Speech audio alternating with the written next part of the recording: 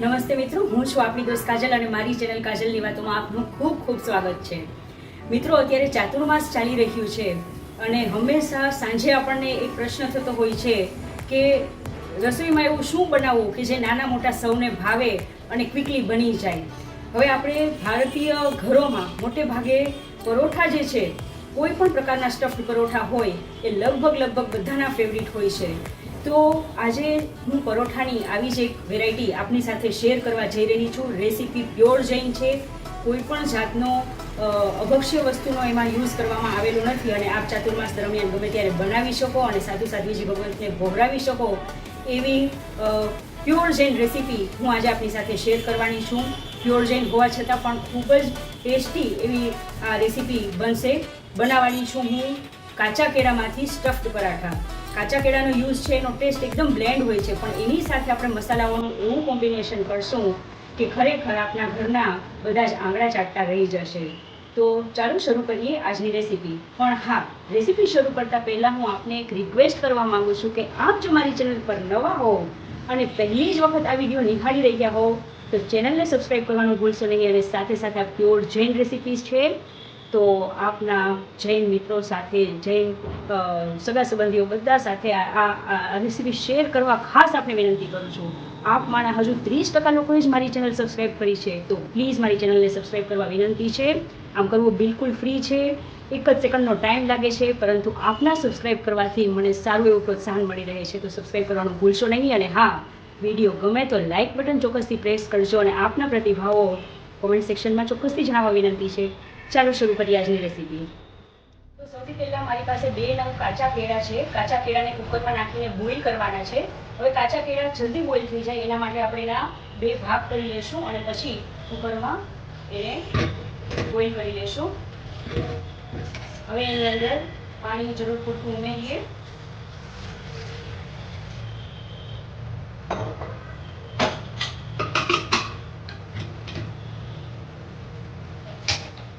અને ઢાંકીને ગેસ પર કેળા બોઇલ કરવા મૂકી દઈએ. મીનવાઇલ આપણે જે પરાઠા માટેનો લોટ છે એ બાંધી લઈએ.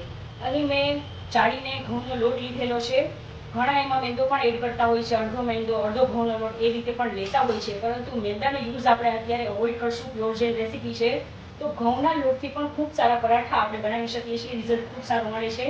તો લોટ બાંધી લઈએ. આ નોર્મલ જે રોટલીનો લોટ લઈએ એ જ લોટ છે. એમાં સાથે સ્વાદ પ્રમાણે સોલ્ટ ઉમેરી દઈશું. હવે એની અંદર થોડું તેલનું મોણ લઈ લઈએ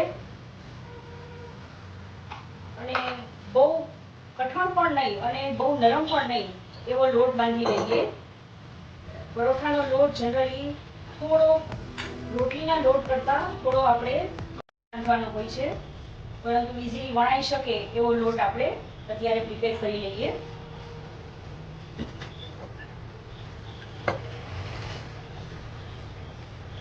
હવે આપણો જે લોટ બંધાઈ ગયો છે એને ઢાંકીને થોડી વાર રેસ્ટ આપીએ.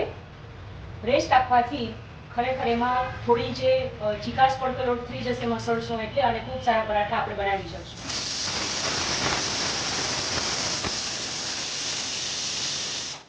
હવે આપણું કુકર જે વેફર છે એમાંથી એ રિલીઝ થાય ત્યાં સુધીમાં આપણે આ જે સ્ટફિંગ છે એમાં લીલા મરચાં એડ કરવાના છે. 1 નંગ મરચું લીધેલું છે એ સમારી લઈએ.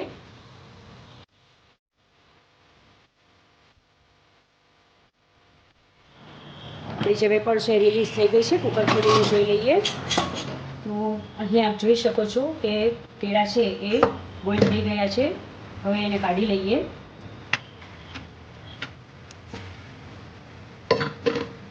હવે આ જે કેળા છે એને થોડા ઠંડા થવા દઈએ. આપોઆપ જ એની જે છાલ છે એ નીકળી જશે.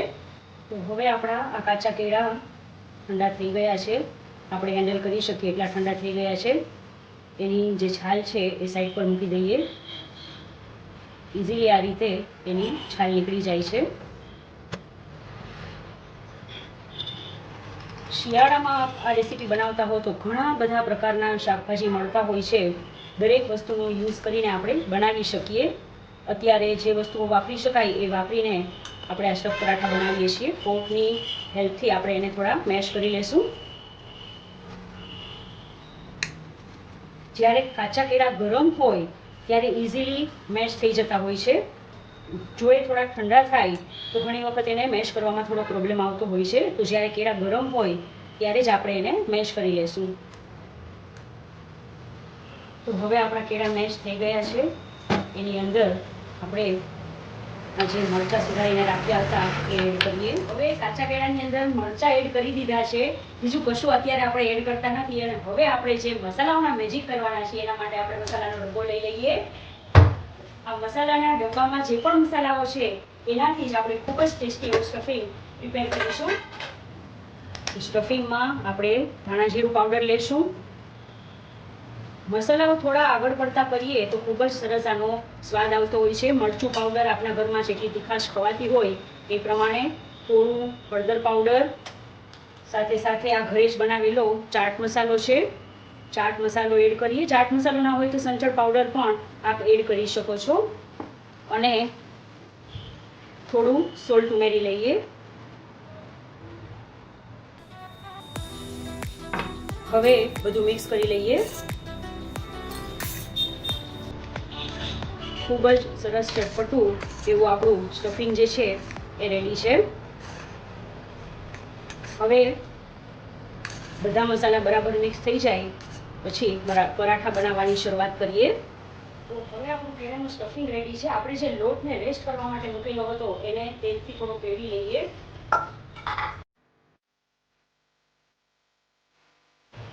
આ જે પરાઠાનો લોટ છે એને જેટલો સરસ હાથેથી તેલવાળા હાથેથી કેળવશું એટલું સરસ તેમાં જે ચીકાશ છે, જે સ્ટ્રેચીનેસ છે એ થશે, ક્રિએટ થશે અને આપણા પરાઠાનું રિઝલ્ટ ખૂબ જ સરસ આવશે.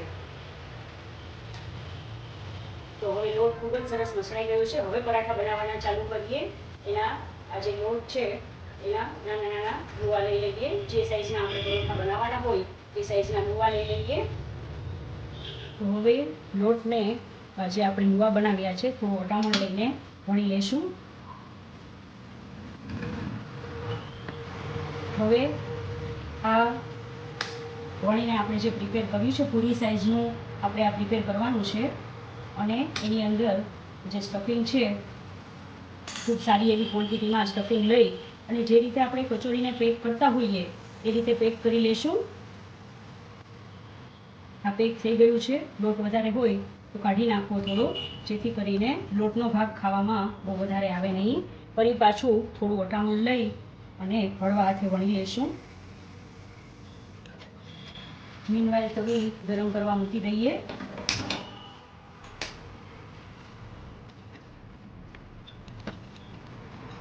લોટ પ્રોપર બંધાયો હશે, સ્ટફિંગમાં કેળા બહુ વધારે બફાઈ નહીં ગયા હોય તો આ જે પરાઠા છે એને બનાવવા એકદમ સરળ છે. થોડું સ્ટફિંગ બારે દેખાય તો એમાં સ્ટફ પરાઠાની બ્યુટી રહેલી છે. તો આપણું આ જે પરાઠું છે એ આપણે વણીને પ્રિપેર કરી લીધું છે. હવે એને તવી પર શેકવા મૂકીએ. તો આપણી જે તવી છે બરાબર ગરમ થઈ ગઈ છે. એના પર પરાઠું મૂકી દઈએ. એક સાઈડ પરાઠું બરાબર થોડું શેકાઈ જાય ત્યાર પછી એને પલટાવીશું, જેથી કરીને જે આ લોટ છે એ વધારે પ્રમાણમાં તેલને શોષે નહીં અને આપણું પરાઠું જે છે એ ઓછા તેલમાં પણ ખૂબ જ સરસ ક્રિસ્પી રેડી થાય. પલટાવી લઈએ. આટલું શેકાઈ જાય, તેના પર થોડી ભાત પડી જાય ત્યાર પછી આપણે તેના પર ઓઇલ એપ્લાય કરીશું. આપ ઈચ્છો તો બંને સાઈડ ઘીથી પણ શેકી શકો છો. એક સાઈડ તેલ અને એક સાઈડ ઘીથી પણ શેકી શકો છો. હજુ આપણે એને બીજી સાઈડ બરાબર થવા દઈએ. હવે પલટાવી લઈએ. બીજી સાઈડ પણ થોડું શેકાઈ ગયું છે. ત્યારબાદ એમાં આપણે બીજી સાઈડ ઘી એપ્લાય કરીશું. તેલ અને ઘી બંનેના કોમ્બિનેશનથી પરાઠાનો ટેસ્ટ ખૂબ જ સરસ આવતો હોય છે.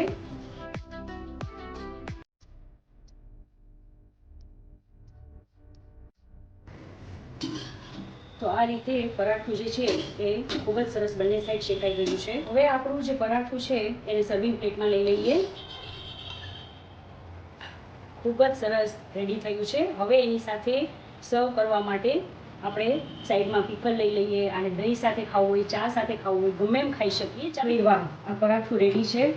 હવે એને તમારા મનગમતા પીકલ સાથે કે પછી ચટણી સાથે તમે ખાઈ શકો.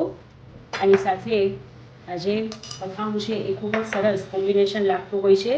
અને હવે આપણે લઈ લઈએ દહીં. ખૂબ જ સરસ ઘરનું જ જમાવેલું દહીં છે. મોળું દહીં હોય અને સાથે અથાણું હોય, ગ્રીન ચટણી હોય, જો શિયાળો હોય તો આપણે કોથમીર પુદીનાની ચટણી પણ બનાવી શકીએ. આહાહા, શું સરસ લાગતું હોય છે. હવે આ દહીંની અંદર થોડું સોલ્ટ અને થોડું મરચું પાવડર ઉમેરી દઈએ. તો આ રેડી છે આપણા પરાઠા અને દહીં. ખૂબ જ સરસ એક કોમ્બિનેશન. હવે આપણે એને ટેસ્ટ કરીએ. પરાઠું છે, સાથે અથાણું લીધેલું છે, સરસ મજાનું ઘરનું મોળું દહીં છે અને એમાં પણ સ્પાઇસીનેસ ઉમેરેલી છે. આ કોમ્બિનેશન મારા ઘરમાં બધાનું ખૂબ જ ફેવરિટ છે, ઓલ ટાઈમ ફેવરિટ છે. જ્યારે કાંઈ પણ ના સમજાય કે શું બનાવવું, ત્યારે કોઈ પણ પ્રકારના સ્ટફ પરાઠા બનાવી દઈએ ત્યારે બધાનું પેટ ભરાઈ જાય અને ખરેખર સંતોષની લાગણી થાય. તો ચાલો આપણે ટેસ્ટ કરી લઈએ કે પરાઠા કેવા બન્યા છે.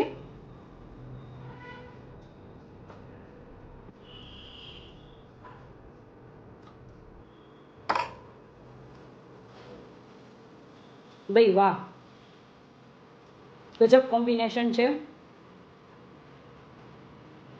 પ્યોર જૈન રેસીપી છે, પરંતુ જે કોમ્બિનેશન છે દહીં સાથે ગ્રીન ચટણી કે અથાણું હોય આપણું મનપસંદ એની સાથેનું, અને આપણે જે સ્ટફ પરોઠામાં મસાલા ઉમેર્યા છે, ખૂબ ઓછા પ્રમાણમાં બધા ઇન્ગ્રીડિયન્ટ લીધા છે, પરંતુ એક ગ્રેટ કોમ્બિનેશન પ્રિપેર થયું છે. આપ ચોક્કસથી આ પરાઠા એક વખત બનાવજો અને મારી સાથે શેર કરવાનું ભૂલશો નહીં કોમેન્ટ સેક્શનમાં કોમેન્ટ દ્વારા કે આ રેસીપી આપને કેવી લાગી.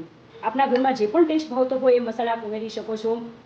પાઉંભાજી મસાલો ઉમેરી શકો છો, પાણીપુરી મસાલો ઉમેરી શકો છો, સાથે સાથે આમાં ફુદીનો ને એવું બધું ઉમેરીને પણ અલગ જ ટેસ્ટના સ્ટફ પરાઠા તમે રેડી કરી શકો છો.